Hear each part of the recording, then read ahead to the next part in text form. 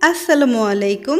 Lazeez food কিচেনে আমি সামিয়া আবারও চলে আসলাম আপনাদের সাথে আরও মজার একটা রেসিপি শেয়ার করার জন্য। আর আজকে আমি আপনাদেরকে করে দেখাবো একদমই দোকানের মতো পারফেক্ট কাঁচাগোল্লা।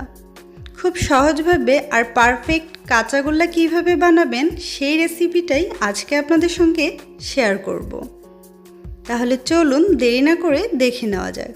তার আগে যারা আমার ভিডিওটা ইউটিউব থেকে দেখছেন তারা অবশ্যই আমার চ্যানেলটা একটা সাবস্ক্রাইব করে দিবেন, আর যারা ফেসবুক থেকে দেখছেন তারা আমার ভিডিওটা একটা শেয়ার করে দিবেন।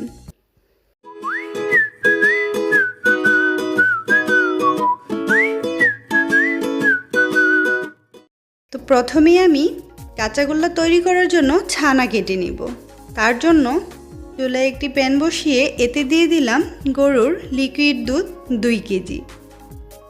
দুধটা একদম ফুল ফ্যাট যুক্ত হতে হবে। দুধটা দিয়ে দেওয়ার পর এটাকে আমি জাল করে নিব যতক্ষণ না দুধটা বলক উঠে যাচ্ছে।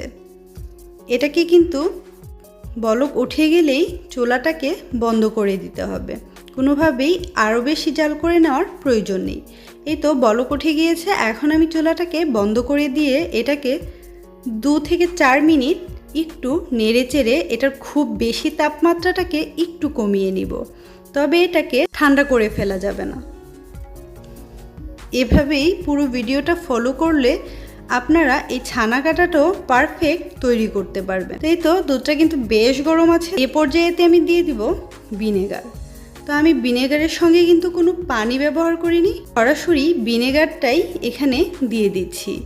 ভিনেগারটা চারপাশ থেকে একটু একটু দিয়ে দিয়ে আমি চামচটা দিয়ে দুধটাকে হালকা করে নেড়ে চেড়ে দিচ্ছি। এভাবে আস্তে আস্তে আপনার ছানাটা কাটা হয়ে যাবে। তো এই তো মিনিট খানিক নেড়ে চেড়ে নেওয়ার পর ছানাটা কিন্তু পারফেক্ট কাটা হয়ে গিয়েছে, পানিটা কিন্তু একদম সবুজ হয়ে গিয়েছে। এখন আমি ছানাটাকে একটা পাতলা সুতি কাপড়ে ছেঁকে নিচ্ছি। এটা যেহেতু সরাসরি ভিনেগার দিয়ে কাটা হয়েছে, এখন আমি ছানাটাকে ঠান্ডা পানি দিয়ে খুব ভালো মতো ধুয়ে নেব, না হলে কিন্তু টক ভাবটা ছানাতে থেকে যাবে। খুব ভালো মতো ধুয়ে নিয়ে এটাকে আমি আবারও চিপে চিপে পানিটাকে ছাড়িয়ে নিব। তারপর আরও একটা এক্সট্রা টাওয়াল দিয়ে এটাকে মুড়িয়ে রেখে দিব যতক্ষণ না এক্সট্রা পানিটা এটা টাওয়ালটা শুষে নিচ্ছে। তো এভাবে একটা এক্সট্রা টাওয়ালে পেঁচিয়ে রাখলেই কিন্তু হয়ে যাবে। এটাকে কিন্তু 2-4 ঘন্টা ঝুলিয়ে রাখার কোনো প্রয়োজন নেই।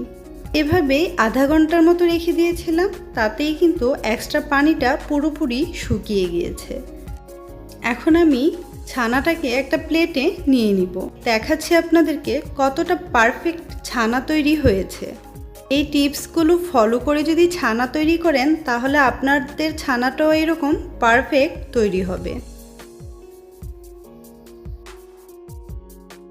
এখন আমি ছানাটাকে যে পাত্রে রান্না করব সরাসরি সে পাত্রেই ছানাটাকে আমি মাখিয়ে নিব।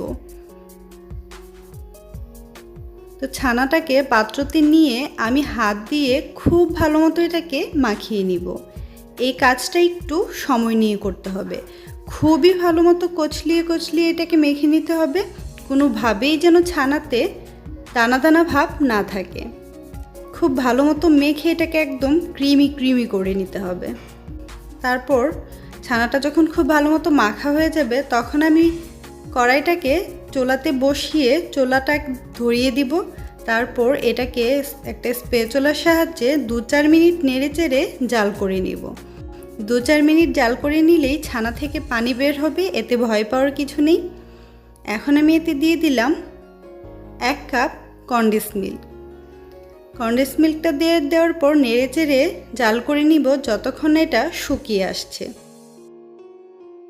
তো এরকম যখন শুকিয়ে যাবে তখন এতে দিয়ে দিব আরও 1/2 কাপ গুঁড়ো দুধ। গুঁড়ো দুধটা দিয়েও নেড়ে চেড়ে ভালো করে মিশিয়ে এটাকে শুকিয়ে নিব।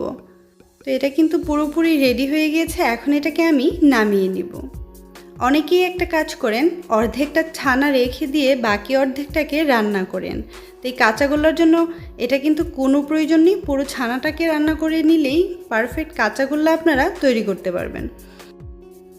তো এটা একটা প্লেটে ঢেলে নিয়ে এটা কিন্তু গরম অবস্থাতেই এরকম মিষ্টি শেপ দিয়ে নিতে হবে। এটা ঠান্ডা হয়ে গেলে কিন্তু আপনারা মিষ্টিটা বানাতে পারবেন না, এটা ছেড়ে ছেড়ে আসবে।